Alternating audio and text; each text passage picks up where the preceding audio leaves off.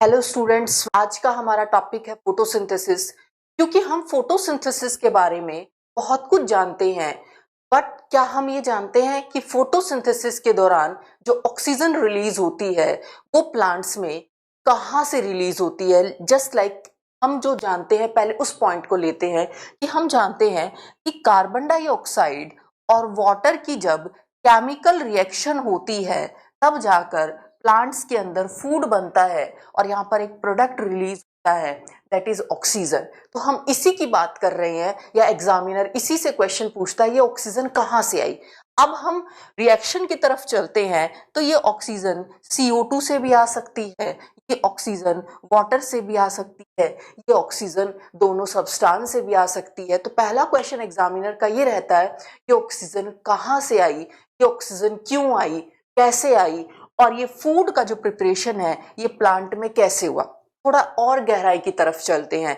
सबसे पहले जीवन शुरू हुआ धरती पर प्लांट्स के रूप में, और प्लांट की वो कैटेगरी कौन सी थी, वो थी एक एल्गी, और इस एल्गी का नाम था blue green algae. Blue green algae को सेकंड नेम दिया गया साइनोबैक्टीरिया। इसी को हम साइनोबैक्टीरिया के नाम से जानते हैं, और यही वो जीव था जो धरती पर 4.5 बिलियन ईयर पहले आया, और इसी ने एनवायरमेंट की कार्बन डाइऑक्साइड का यूज करते हुए और वाटर का यूज करते हुए, मान लो ये ब्लू ग्रीन एल्गी है तो इसने एनवायरमेंट की कार्बन डाइऑक्साइड और वाटर का यूज करते हुए ऑक्सीजन और फूड का निर्माण किया। तो एक बार हम सोच कर देखें कि ये कितना इंपॉर्टेंट प्रोसीजर है। जो प्लांट्स ने फूड बनाया उस फूड सर्वाइव करते हैं, जो प्लांट्स ने ऑक्सीजन बनाई ऑक्सीजन से भी हम सर्वाइव करते हैं। तो हमारे सर्वाइवल के लिए ये चीज कितनी जरूरी है जो प्लांट्स में होती है, और प्लांट में फोटोसिंथेसिस हुआ तो धरती पर नई नई कोशिकाओं का, लिविंग ऑर्गेनिज्म का, एनिमल्स का, रेप्टाइल्स का, बर्ड्स का इवोल्यूशन शुरू हुआ। इसलिए प्लांट्स को कहा जाता है प्रोड्यूसर, और ये दो चीजें प्रोड्यूस करते हैं हमारे लिए, that is first one is food and second one is oxygen. तो आज का जो चर्चा का विषय रहेगा, एग्जाम पॉइंट ऑफ व्यू से रहेगा कि प्लांट्स की सेल में ऐसी क्या यूनिक प्रॉपर्टी है कि वो फोटोसिंथेसिस कर पाते हैं, ऐसी क्या यूनिक प्रॉपर्टी है जिसके कारण वो एक बहुत बढ़िया केमिकल रिएक्शन कर लेते हैं कि वो कार्बन डाइऑक्साइड और वाटर को फूड में कन्वर्ट कर देते हैं। जैसा मैं देख रही हूँ हमारे इन्वायरमेंट में कार्बन डाइऑक्साइड भी है, और ह्यूमिडिटी के रूप में कुछ वाटर भी है, मॉइस्चर के रूप में कुछ वाटर भी है। बट क्या हम इस कार्बन डाइऑक्साइड और इस वाटर को यूज करके फूड को प्रिपेयर कर सकते हैं प्लांट्स की तरह? बिल्कुल भी नहीं। ठीक है, पहली बात, हम बहुत ज्यादा साइंस टेक में आगे बढ़ चुके हैं, रोबोट्स का निर्माण कर चुके हैं, रोबोट्स का निर्माण कर चुके हैं, रोबोट्स रिप्रोड्यूस भी कर सकते हैं, ऐसा भी हमने देखा है, या बहुत सारी हमने डिस्कवरीज है। बट अभी तक हम प्लांट्स की तरह केमिकली फोटोसिंथेसिस किसी लैब के अंदर क्यों नहीं कर पाए? ऐसा प्लांट की सेल में कौन सी ऑर्गेनेल सेल, जब पढ़ा चुकी तो मैं अब ऑर्गेनेल करूंगी, ऐसा प्लांट की सेल में कौन सी ऑर्गेनेल है जिसके अंदर फोटोसिंथेसिस करने की कैपेसिटी है, और इसके इस फोटोसिंथेसिस के कारण पर इतना सारा जीवन पॉसिबल हो पा रहा है। तो चलिए स्टार्ट करते हैं बगैर देरी की। हम सबसे पहले फोटो से, तो इसमें सबसे पहला पॉइंट हमने कहा कि फोटोसिंथेसिस क्या था। सबसे पहले एक एल्गी, एल्गी का नाम था एल्गी, और इसको कहते हैं बैक्टीरिया, और ये वाटर और CO2 को यूज करके ऑक्सीजन का निर्माण करता है। अब फोटोसिंथेसिस की एक जर्नल डेफिनेशन की तरफ चले, एग्जाम में पूछा जाए व्हाट इज फोटोसिंथेसिस, तो आपको सबसे पहले रिप्लाई किया करना है कि that is a reaction in which photo energy converted into the chemical energy. That is the reaction in which photo energy, like that is the photo energy, solar energy, and it is converted to chemical energy. Solar energy converted into the chemical energy, और no doubt अगर ऐसा हो रहा है तो it is a chemical reaction. Second question, photosynthesis हमारी कैसी reaction है? मैंने हमेशा बताया है दो तरीके की आपकी धरती पर, एक फिजिकल रिएक्शन जैसे बर्फ का पिघलना, पानी का बर्फ में कन्वर्ट होना। एक होती है केमिकल रिएक्शन, जैसे CO2 और वाटर यूनाइट करके फूड बना चुके, फूड वापस और वाटर रिलीज नहीं करेगा, तो ये कैसी होगी? केमिकल रिएक्शन हो गई। फोटोसिंथेसिस कैसी रिएक्शन है? It is a type of chemical reaction in that CO2 and water chemically combine and release oxygen and prepares food. और इसमें ये यूज करते हैं सनलाइट का और इसमें करते हैं क्लोरोफिल का। तो नेक्स्ट क्वेश्चन एग्जाम पर होता है, क्या सनलाइट के बगैर फोटोसिंथेसिस हो पाएगा? Then our answer no. Second question होता है, क्या हमने कोई ऐसी आर्टिफिशियल लाइट बनाई है जिससे हम फोटोसिंथेसिस कर पाएंगे? तो अभी मैंने चर्चा का विषय रखा था कि अभी तक ह्यूमन के अंदर ऐसी कोई खोज नहीं है कि वो फोटोसिंथेसिस को आर्टिफिशियल कहीं पर कर पाए, तो ये वाला प्रोसीजर नहीं होगा। तो नेक्स्ट मूव करते हैं, इसमें क्लोरोफिल कहाँ यूज होता है, सनलाइट कहाँ यूज है, इसमें ऑक्सीजन कहाँ से निकलती है, इस फूड कहाँ से बनता है, ये सारे जो 4 से 5 पॉइंट हैं या फोटोसिंथेसिस के लिए प्लांट की सेल में कौन सी लोकेशन होती है, ये सारे पॉइंट आपके exam point of view important है।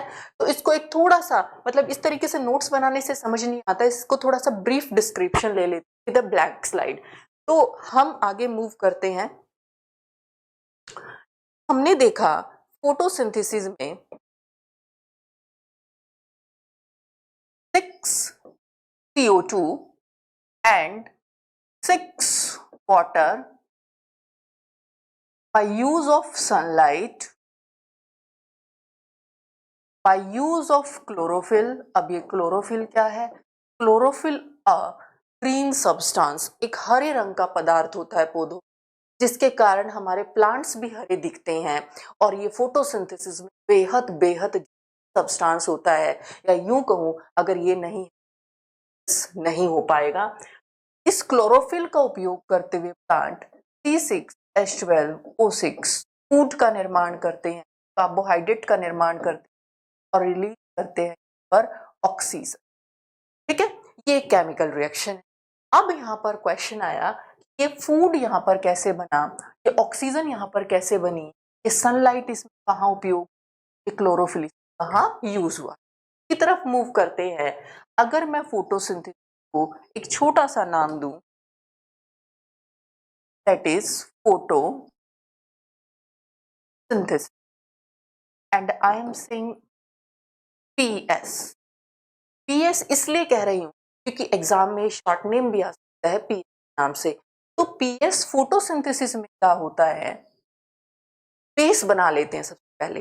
देखो कोई भी सेल, ये हमारी कोई भी सेल है, इसको जीने के लिए क्या चाहिए? Bio energy. किसी भी सेल को अपने सर्वाइवल के लिए क्या चाहिए? Bio energy.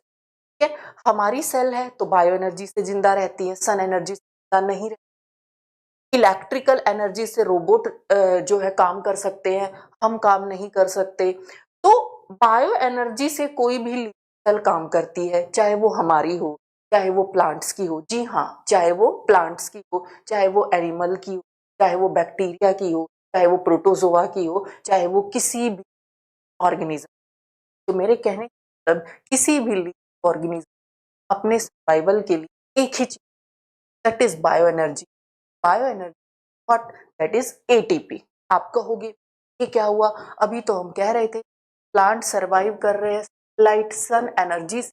मैंने कहा सन एनर्जी को केमिकली कन्वर्ट कर देते हैं इसमें, केमिकल एनर्जी में, और केमिकल एनर्जी इसमें डाल देते हैं C6H12O6 में डाल देते हैं, फूड में डाल देते हैं, और इस फूड के ब्रेकडाउन से क्या रिलीज होता है? Bio energy.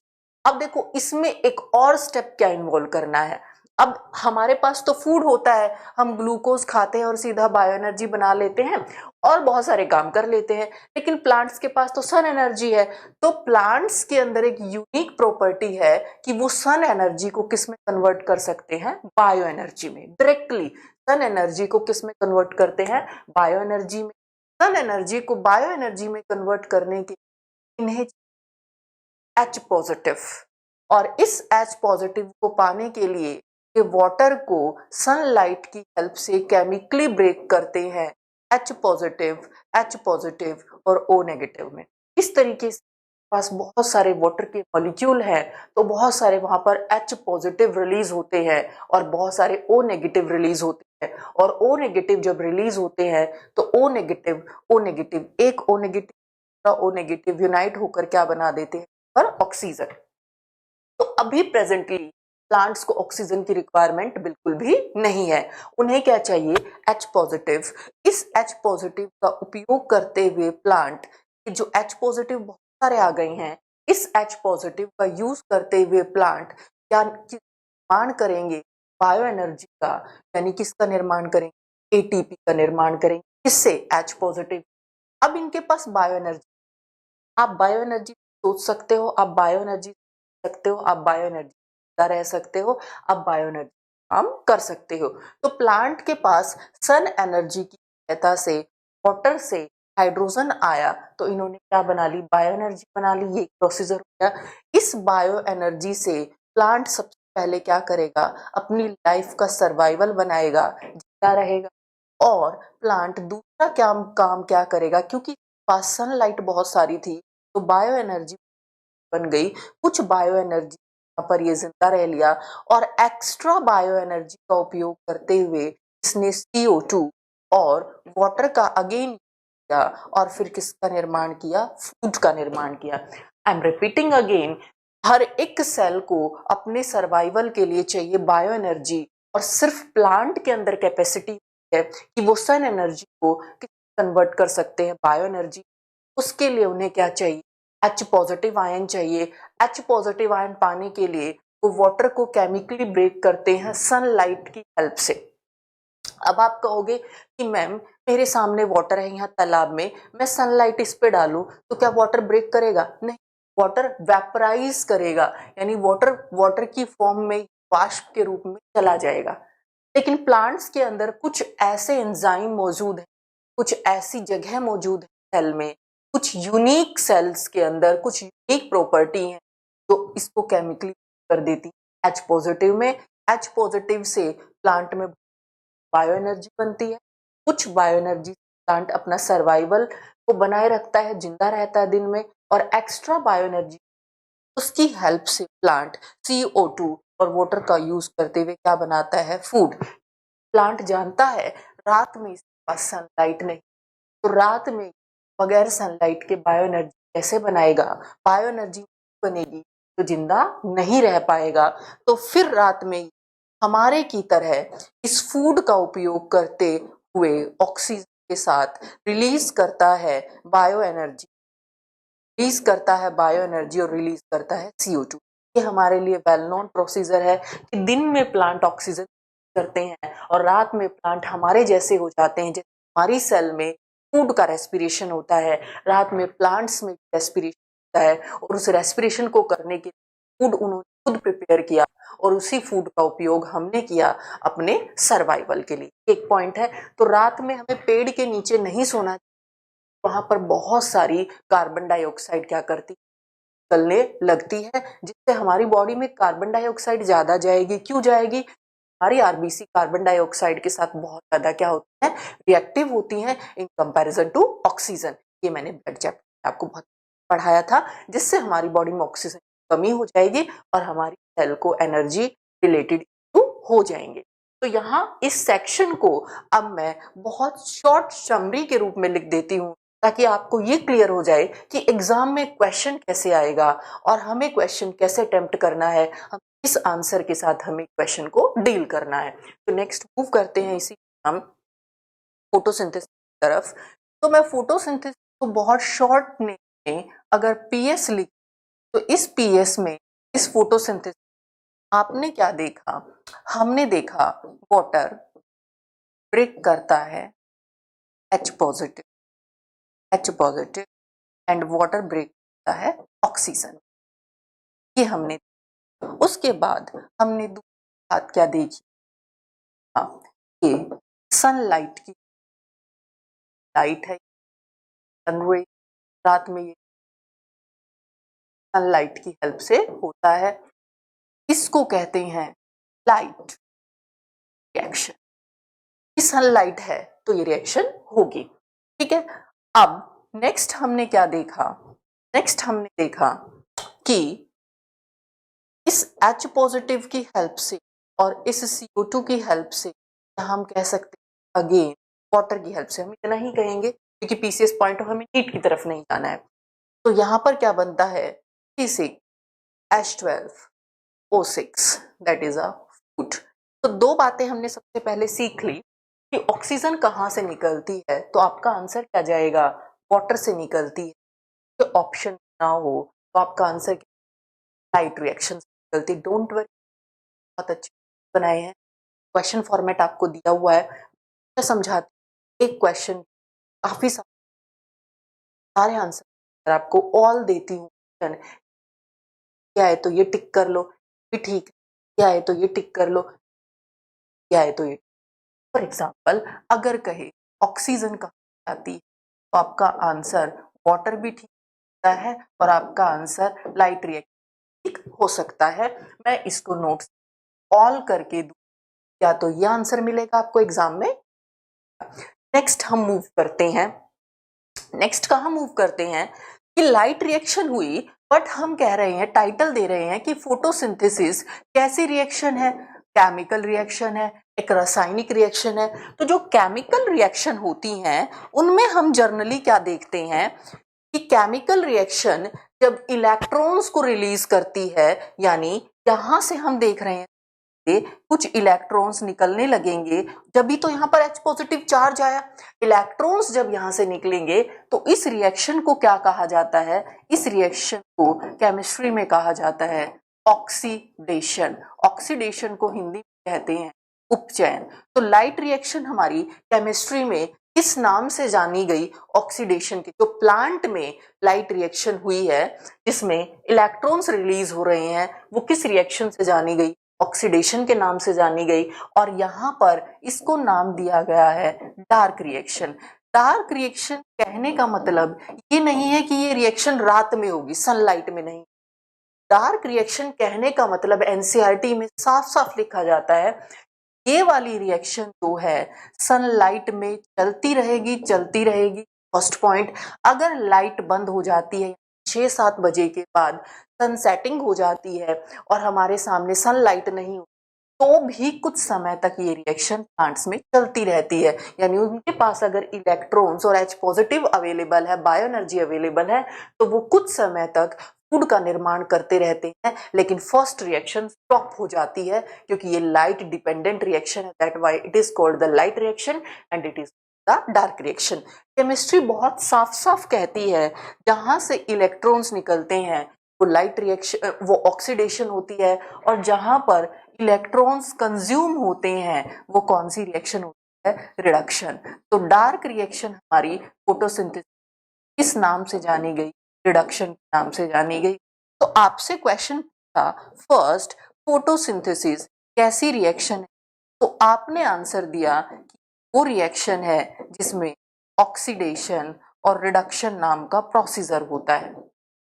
ठीक है, इसके बाद इसी का दूसरा आंसर क्या बन जाता है, रिडक्शन का आरईडी ले लेते हैं और ऑक्सीडेशन का ऑक्स ले। इस रिएक्शन का छोटा नाम क्या लिख दिया जाता है, इस रिएक्शन का छोटा नाम लिख दिया जाता है रेडॉक्स। फोटोसिंथेसिस रिएक्शन है रेडॉक्स।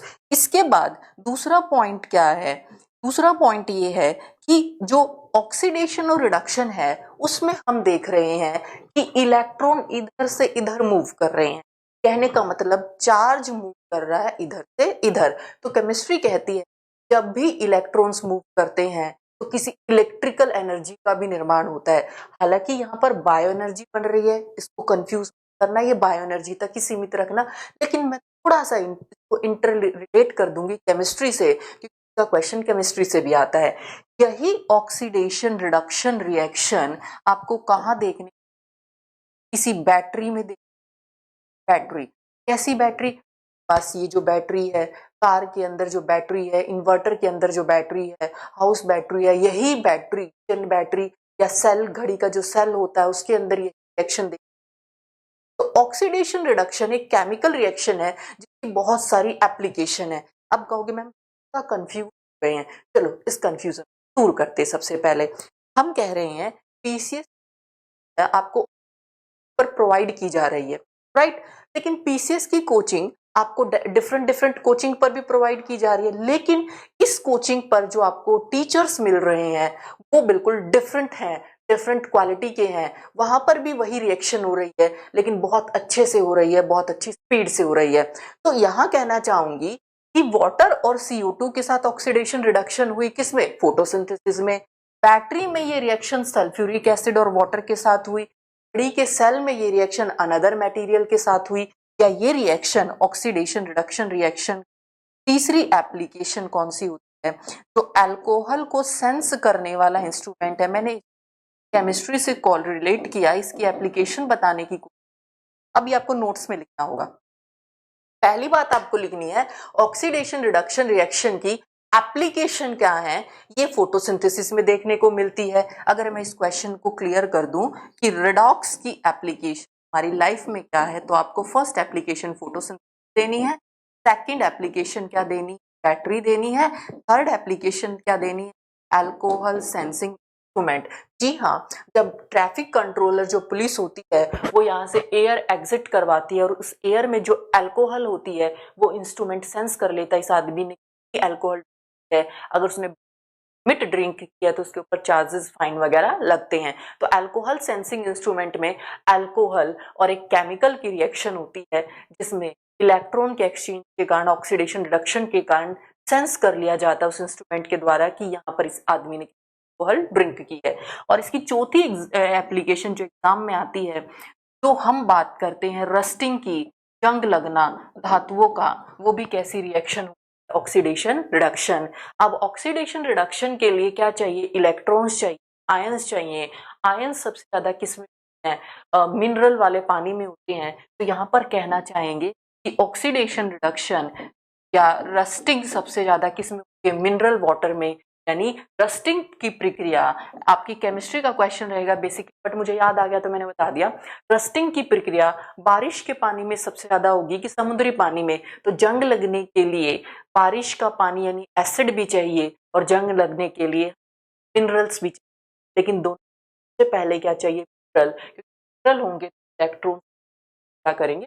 मूव करेंगे। तो रस्टिंग सबसे ज्यादा किस समुद्री पानी में। इसलिए हम जानते हैं जब हम इंस्ट्रूमेंटेशन क्लीनिंग करवाते हैं या गाड़ी हम साफ करवाते हैं तो हम साफ पानी से साफ करवाते, खारे पानी का टैप वाटर का यूज नहीं करते, क्योंकि अगर उसका यूज करेंगे तो रस्टिंग का प्रोसीजर इंक्रीज कर जाएगा। तो हमें क्वेश्चंस क्लियर हो गए यहाँ पर। अब देखो ये हमने नोट कर लिया, तो अब आते हैं फोटोसिंथेसिस के क्वेश्चंस की तरफ। फोटोसिंथेसिस के क्वेश्चन आपको वेल मेंटेन नोट्स में मिलेंगे, पीडीएफ आपको प्रोवाइड कर दिया जाएगा। क्वेश्चन क्या है फोटोसिंथेसिस का? क्वेश्चन ये है ऑक्सीजन कहाँ से आती है, तो आपको आंसर देना है ऑक्सीजन आती है वाटर से, ऑक्सीजन आती है ऑक्सीडेशन से। अब याद ना रहे कि मैम ऑक्सीडेशन से आई कि रिडक्शन से आई, तो कुछ ट्रिक्स मैं आपको हमेशा देती हूँ। O for oxygen, O for oxidation. Water तो आपको हमेशा याद ही रहेगा। अब कहते हैं कि फूड कहाँ से प्रिपेयर होता है, तो फूड प्रिपेयर होता है किस प्रोसीजर से? रिडक्शन नामक प्रोसीजर से। अब ये एक प्रोसीजर था जिसमें फोटोसिंथेसिस नामक प्रक्रिया हो रही थी और इसमें हमने अभी तक सिर्फ इतना देखा कि यहाँ पर वाटर और CO2 दोनों के दोनों यूनाइट होकर और ऑक्सीजन का निर्माण कैसे करते हैं, लेकिन इस अभी बहुत कुछ बाकी है।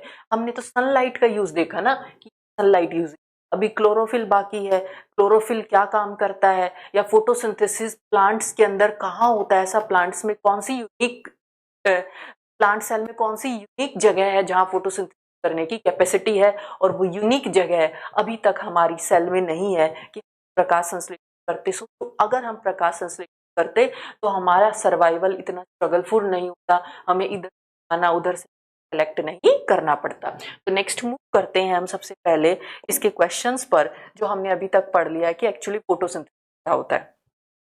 तो हमने कहा फोटोसिंथेसिस में सबसे पहली रिएक्शन है light reaction, that is called oxidation, जिसमें हाइड्रोजन आयन निकलता है और इलेक्ट्रॉन्स निकलते हैं। इन हाइड्रोजन आयन को यूज किया जाता है for formation of bio energy, और इलेक्ट्रॉन्स का यूज करते हुए बायो एनर्जी का यूज करते हुए प्लांट अपना सर्वाइवल यानी कि जिंदा रहते हैं, और इसको कहते हैं हम लाइट रिएक्शन। और इस रिएक्शन को इस तरीके से हम रिप्रेजेंट करेंगे।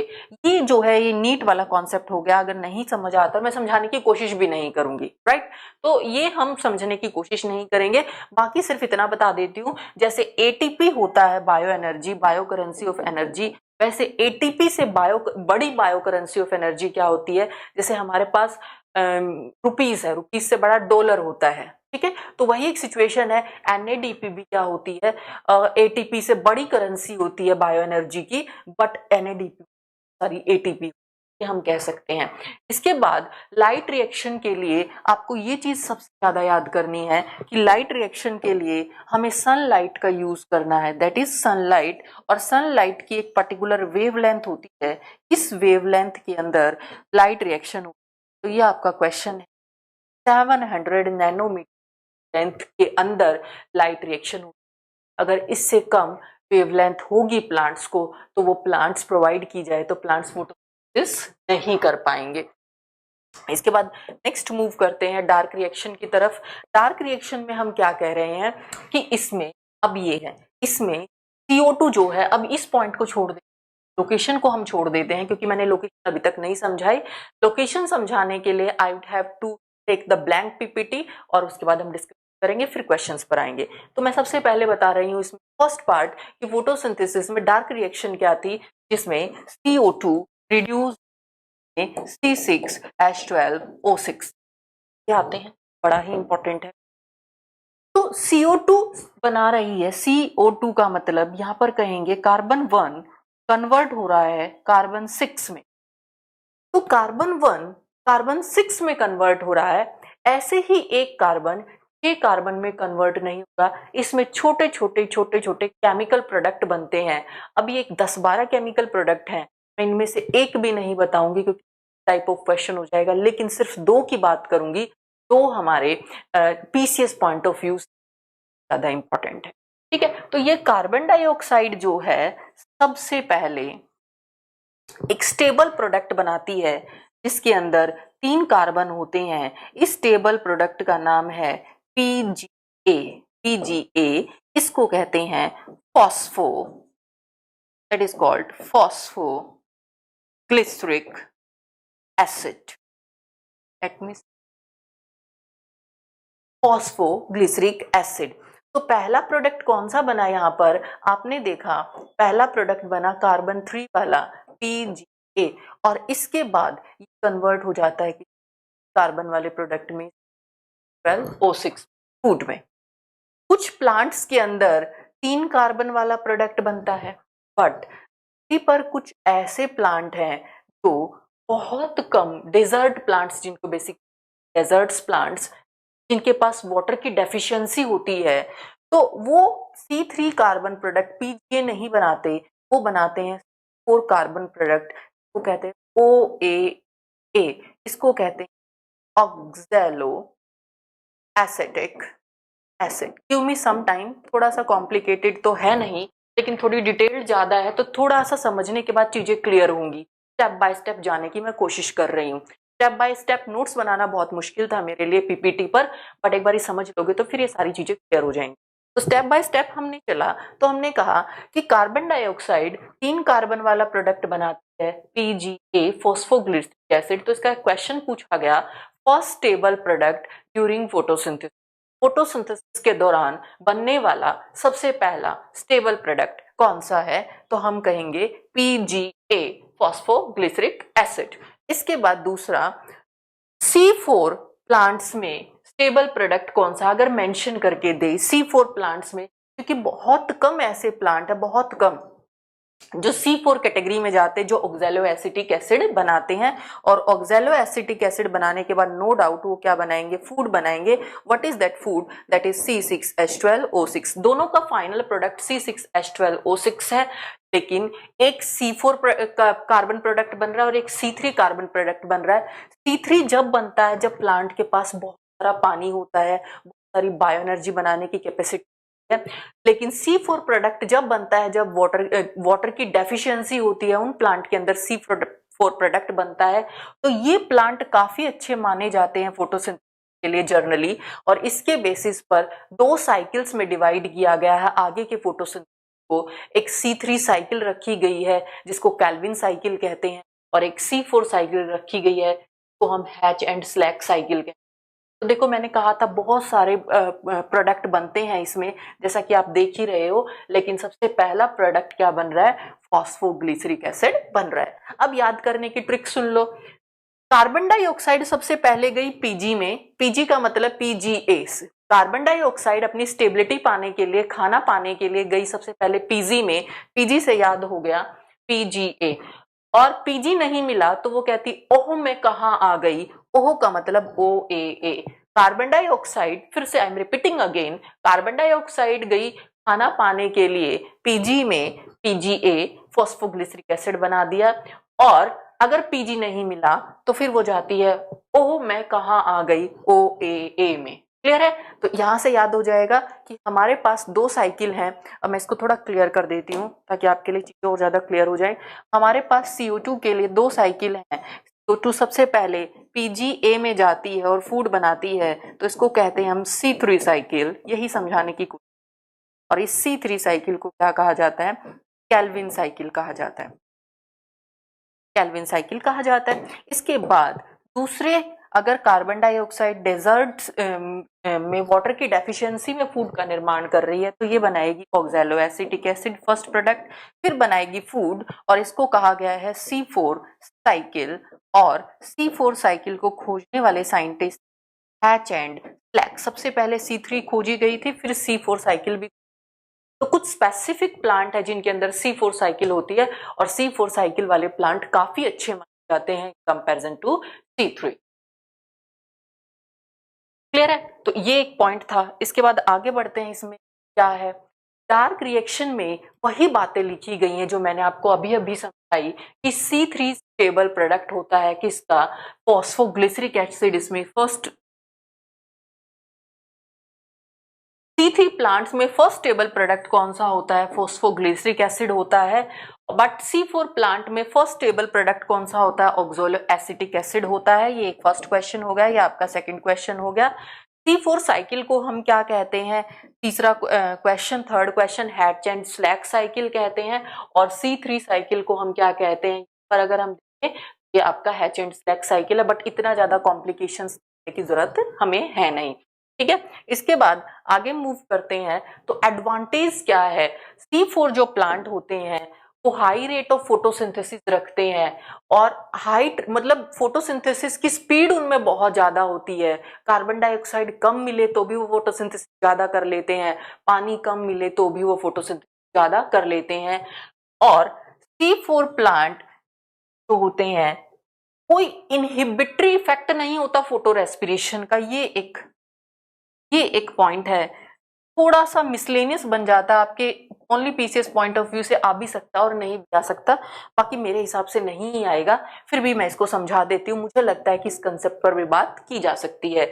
C4 प्लांट्स के एग्जाम्पल कौन से हैं, ये क्वेश्चन डेफिनेटली आपका फोर्थ क्वेश्चन हो जाएगा जो एग्जाम में आएगा। शुगर केन, गन्ना, मेज, शोरगम जो होता है, मेज के अंदर सबसे ज्यादा कार्बोहाइड्रेट होता है, शुगर केन में अच्छा खासा कार्बोहाइड्रेट है क्योंकि जाने जाते हैं और प्लांट में जाने जाते हैं। अब इसकी तरफ जाते हैं, what is the photo respiration, what is the photo respiration. यहां पर क्या कहा जाता है, एक ग्राफ दिया जाता है, दैट ग्राफ जैसे जैसे आप CO2 की मात्रा बढ़ाते चलोगे, रेट ऑफ फोटोसिंथेसिस, जैसे हम CO2 की मात्रा बढ़ाते चलेंगे रेट ऑफ फोटोसिंथेसिस जाएगा, और CO2 की मात्रा एक पॉइंट पर जाकर CO2 की कॉन्सेंट्रेशन रेट ऑफ फोटोसिंथेसिस को क्या कर देगी, स्टेबल कर देगी। अब CO2 प्लांट्स के चारों तरफ बहुत ज्यादा है, तो इस केस में क्या होगा, रेट ऑफ फोटोसिंथेसिस डाउनफॉल शुरू हो जाएगा। अब ऐसा क्यों हुआ, जब इसके चारों तरफ CO2 भरी रहती है, बहुत ज्यादा, तो प्लांट उस सिचुएशन में क्या कर लेते हैं, ऑक्सीजन को और ग्लूकोज को यूज करने लग जाते हैं। अब बायो में मतलब बहुत चीजों के आंसर नहीं आपको, मैम ये क्यों हुआ, तो ये वही बात होगी कि मैम मैं दिमाग से क्यों सोचता हूँ, ठीक है, मैं आंखों से क्यों नहीं सोचता। बायो क्यों का आंसर बहुत हार्डली देती है, कैसे हुआ इसका आंसर हमेशा देती है। तो क्या कह रहा है, फोटो रेस्पिरेशन क्या होता है, रेस्पिरेशन का मतलब होता है क्या, सीधी सी बात है यार, रेस्पिरेशन का मतलब होता है यूज ऑफ ऑक्सीजन। फोटो का मतलब सनलाइट के होते हुए, कैसे याद करोगे, शॉर्ट ट्रिक तो यही है, सनलाइट के होते हुए तो फोटोसिंथेसिस करना था, लेकिन वो रेस्पिरेशन कर रहा है, क्यों? क्योंकि उसके चारों तरफ बहुत सारी क्या भर गई है, CO2 भर गई है। तो जो हमारे जर्नल C3 प्लांट होते हैं, उनके चारों तरफ जब बहुत सारी CO2 आ जाती है एक समय में, तो वो क्या करने लगते हैं, फोटो रेस्पिरेशन करने लगते हैं। लेकिन C4 प्लांट की एक और क्वालिटी है कि वो फोटो रेस्पिरेशन से बच जाते हैं। तो यहाँ पर मेन क्वेश्चन क्या हो गया आपका, what is the main question here, कि फोटो रेस्पिरेशन क्या होता है, when plant performs respiration in day या in sunlight. That is definition of photo respiration. Or no doubt that definition is important but counted in the miscellaneous question. कि कोई hard सा question बनाने की examiner ने क्वेश्चन कि आपका concept आ सकता है। तो हमें यहाँ से सबसे पहले समझ आया फोटोसिंथेसिस कैसे हुआ, लेट मी रिवाइज इट, कैसे हुआ, ऑक्सीडेशन रिएक्शन, वाटर ब्रेक था, H पॉजिटिव में ऑक्सीजन रिलीज हुई, इलेक्ट्रॉन्स निकले और वो इलेक्ट्रॉन्स किसके पास चले गए, CO के पास, उन्होंने को रिड्यूस करना शुरू किया इस CO H पॉजिटिव और इलेक्ट्रॉन्स का यूज करते हुए को किस में कन्वर्ट कर लिया, C612O6 में, और ये एक रिएक्शन बन गई हमारी ऑक्सीडेशन रिडक्शन। इसके बाद दूसरा स्टेप क्या उठाया हमने, ये जो CO2 है रिड्यूस होते समय ऐसे ही C6H12O6 दो साइकिल्स जा सकती है, मैक्सिमम प्लांट्स में साइकिल में जाती है, that is called the Calvin cycle, और बहुत कम प्लांट्स में जो डेजर्ट्स प्लांट्स है C4 साइकिल में जाती है, जो हैचेड ब्लैक नामक scientist that are called the C4 plant, और इनका फर्स्ट स्टेबल प्रोडक्ट क्या होता है, ऑक्सैलोएसिटिक एसिड। क्वेश्चन कैसे कैसे सारा मैंने क्लियरली बता दिया है। तो यहाँ था हमारा फोटोसिंथेसिस एक्चुअली क्या होता है, कैसी केमिकल रिएक्शन होती है।